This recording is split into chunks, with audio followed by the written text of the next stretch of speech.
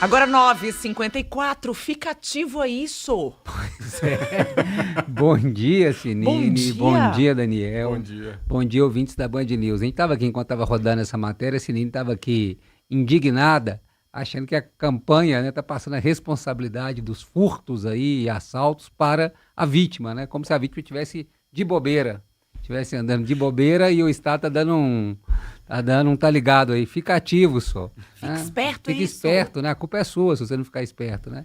Claro que a campanha, né, quer mexer com as pessoas ficarem mais atentas nessa época do ano, né? Não ficar com o celular ali dando bobeira, né? Bolsa aberta, tomarem certos cuidados, mas logicamente a responsabilidade é da Polícia Militar, da Guarda Municipal. O cidadão tem que ficar mais esperto mesmo para não ser assaltado, mas ele não pode ser culpado, né? Ele vai chegar lá na delegacia, fica ativo, não dá, né? Não dá. Foi assaltado? Bobeou, né? Você não estava ativo, estava de bobeira. Então a responsabilidade é do Estado, é da Polícia Militar, é da Polícia Civil e da nossa querida Guarda Municipal aqui no caso de Belo Horizonte. Mas é lógico que o Estado está querendo fazer aquela provocação, né? Provocação. Por falar em provocação, o Matheus Simões está mais presente que Papai Noel, né? É todo dia uma coletiva. É para falar de tudo. Eu vou te falar, viu? Esse ficou ativo, porque é de manhã, de tarde e de noite. O governador Zema continua suas férias eternas, né, do governo de Minas, né? Não governa aí já há quase um ano, só se dedica à campanha, inclusive nas redes sociais. E o vice-governador Matheus Simões, que vem governando, tá assim, é todo dia, toda hora, viu? Coletiva de Natal, Carnaval, Semana Santa, e hoje é de manhã, de tarde e de noite, sobre qualquer assunto, o vice-governador está presente aí, está bem ligado, está bem esperto, o vice-governador que quer ser, né, que é pré-candidato, quer ser governador de Minas em 26. Ele será, porque o Zema vai se afastar, mas ele quer a reeleição depois. Já é um pré-candidato, né, mudou de partido, foi para o PSD e vai ser candidato aí à reeleição, representando a continuidade, né, defendendo, né, a continuidade da gestão do governador Romeu Zema. Por falar em Romeu Zema, a gente ouviu também já nas manchetes aqui do jornal, ele rebatendo aí, criticando a convocação dele para a CPMI do INSS, né? O vice-governador, na última sessão, ontem, da CPMI do INSS, foi aprovada a convocação do governador para explicar os empréstimos consignados e tudo mais que são ao pagamento de salário consignado, que são repassados aos pensionistas pela Zema Financeira, né? Que é uma empresa da família do governador. E o governador falando que é uma jogada política, eleitoreira, da turma do PT e tal. O governador está certo. Sim uma estratégia do PT para tentar desgastá-lo, desgastar a imagem do governador, convocá-lo à CPMI. Faz parte esse jogo, né? Só não entendi um pouco a indignação do governador, porque o que o governador tem feito desde o começo desse ano é vídeos o quê? Eleitoreiros. É o que ele tem feito, é o que ele tem se dedicado. Então, lógico que ele vai ser alvo desse tipo de retaliação, desse tipo de ação.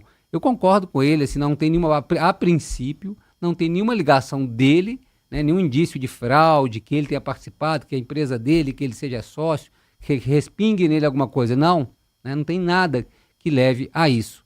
Mas, como o governador tem se apresentado e se exposto de forma excessiva e de forma eleitoreira, a todo momento ataca o STF, ataca o PT, ataca o governo Lula, né? E os problemas de Minas aqui, continuando, e o governador nas redes sociais, promovendo esse tipo de vídeo. Lógico que ele também vai ter esse tipo de reação, né? Reação eleitoreira também, como ele está certo, a ação do PT visa desgastá-lo de forma eleitoral, de forma política, mas é normal, é do jogo, uma vez que ele tem feito isso diariamente, né?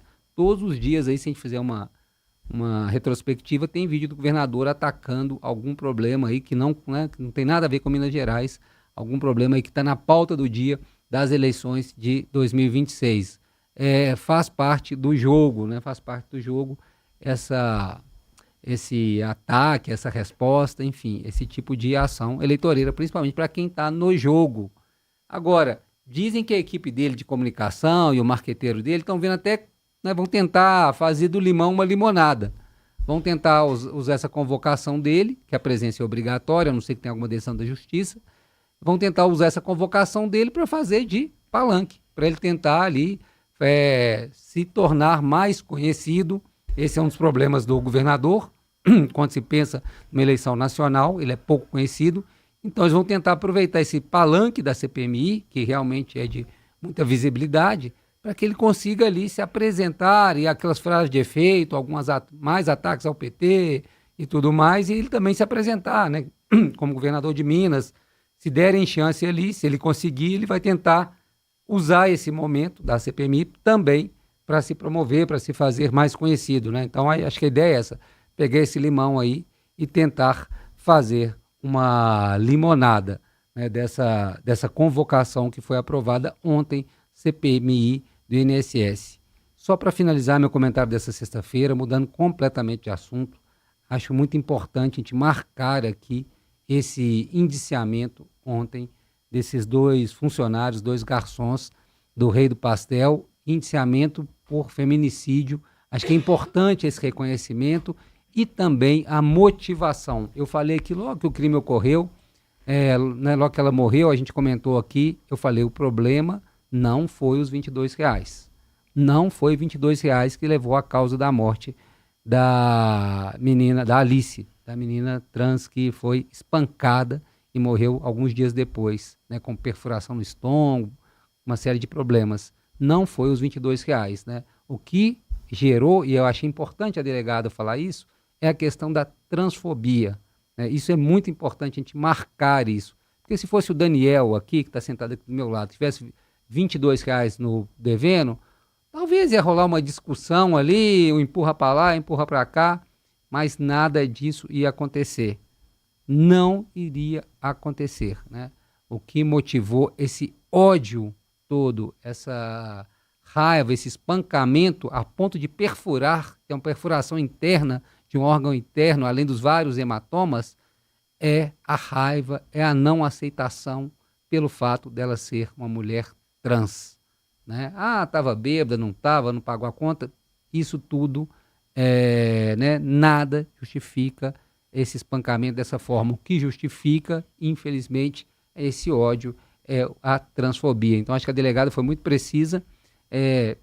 Respeito aqui a decisão da justiça de não, né, decretar prisão preventiva, mas, né, você pensa, um cara de 20, um de 27 anos, para eles botar o pé no mundo aí e fugirem também, não custa nada, né? Já sabem, já foram indiciados, já sabem que vão, né, vão ter que enfrentar uma denúncia do Ministério Público, talvez, provavelmente um tribunal do júri, né? Um cara tem 20 anos, outro tem 27, eu não sei, né? Eu acho que eles vão ganhar o mundo aí, depois na hora que decretar a prisão, talvez já não achemos mais estas pessoas. Mas muito importante, e volta para um assunto que a gente discutiu ontem aqui, Sininho, Daniel e ouvintes, sobre a questão da cultura, né? A gente está falando sobre os números absurdos de feminicídio no Brasil, escutamos uma promotora, que ela falando que já é obrigatório nas escolas aqui de Minas Gerais o ensino, né, dessa questão da mulher, do respeito da mulher, assim, da importância, né, para evitar esse tipo de atos. Então, esse caso que aconteceu ontem, você pensa, um cara de 20 anos. Eu faço até uma provocação nova, né? Aqui. Você que está nos ouvindo, é pai, é mãe, quando na escola do seu filho essa temática, violência de gênero, violência contra a mulher foi abordada? Você que está nos ouvindo, que tem filho aí em idade escolar, quando? Me contem, quero saber se realmente, em algum momento, em alguma escola dessa Minas Gerais, essa temática está ali, no dia a dia. Eu desconheço, exatamente. De verdade, eu tenho filho dentro de escola, em idade escolar. Eu não conheço essa temática sendo abordada como ela deveria ser. Pois é, nossos ouvintes podem participar falando disso também, se quem tem filhos, que tem sobrinhos e acompanha a educação para falar isso. Mas eu acho que aí, a gente voltando ao crime, né, da Alice, os agressores são pessoas jovens, né? Jovens de outra geração, né? E você vê que essa questão dessa cultura de ódio continua sendo perpetuada, que essa não educação, né, que a gente devia estar tendo nas escolas contra a violência de gênero, violência contra a mulher, né, ela não existe. São rapazes jovens que cometeram esse crime bárbaro aí, pessoas novas, jovens, né, que a gente espera que já tenha outra cabeça, né, já fazem, né, a gente imagina, mas aí quando você vê é uma coisa muito, né, não é porque é de outra geração que vai ter naturalmente, né, uma cabeça mais resolvida, né, é questão de educação, de formação na escola, uma questão cultural. Então, né, vocês me desculpem, fiz um amarradão aí, fui puxando uma coisa na outra, mas para falar disso, desse problema grave que a gente vive no Brasil, realmente uma epidemia, é uma epidemia e que a gente ainda não tem uma solução, não temos uma vacina porque não estamos educando como deveríamos novas gerações, né? Volto a falar, os assassinos dessa menina têm 20 e 27 anos, né? Não são pessoas a falar, não, esse cara tinha 60 anos, foi criado numa época assim, assado, né? Então, assim, essa questão perpassa as gerações, né? Essa questão da violência, da transfobia, vem perpassando gerações e a gente não consegue resolver. É isso, Sinine, Daniel. Agora 10h05, brevíssimo intervalo.